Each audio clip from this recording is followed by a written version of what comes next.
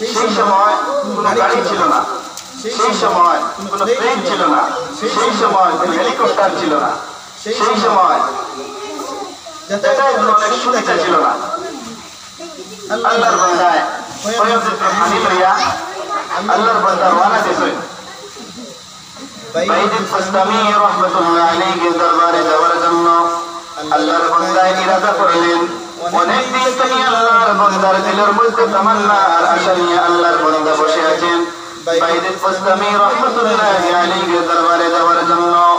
আল্লাহর বান্দা হঠাৎ ইরাদা করলেন বাইতুল মুস্তামি রাহমাতুল্লাহ আলাইহির দরবারে যাওয়ার জন্য।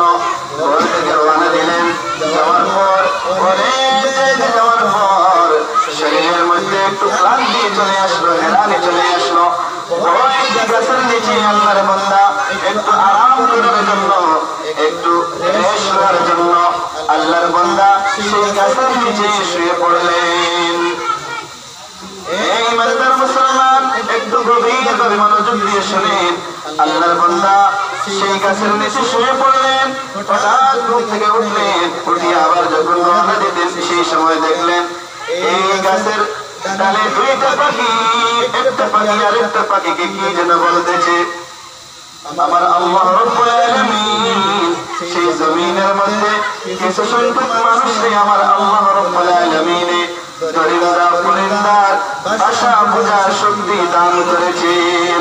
হযরত সুলাইমান আলাইহিস সালাতু ওয়াস সালাম আমার আল্লাহ রাব্বুল আলামিন দরিদ্র পরিন্দার ভাষা বোঝার শক্তি দিয়েছিলেন।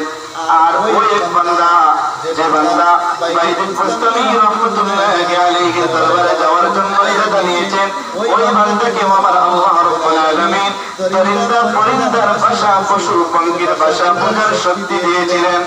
আল্লাহর বান্দা দেখলেন গাছের মধ্যে দুইটা পাখি, একটা পাখি আর একটা পাখিকে বলতেছিল বাইতুল মুস্তামি রাহমাতুল্লাহ আলাইহি দুনিয়ার জমিনের মধ্যে নাই।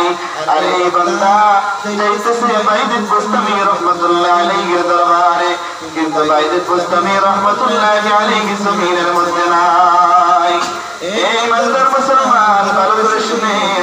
আল্লাহর বান্দা যখন শুনলেন পাখি আরেক পাখিকে বলতেছে বাইতুল মুস্তামি দুনিয়ার জমিনের মধ্যে নাই, সেই সময় আল্লাহর বান্দা এই জায়গা থেকে রওনা দিয়েছেন আবার বাড়ির মধ্যে যাওয়ার লাগিয়া।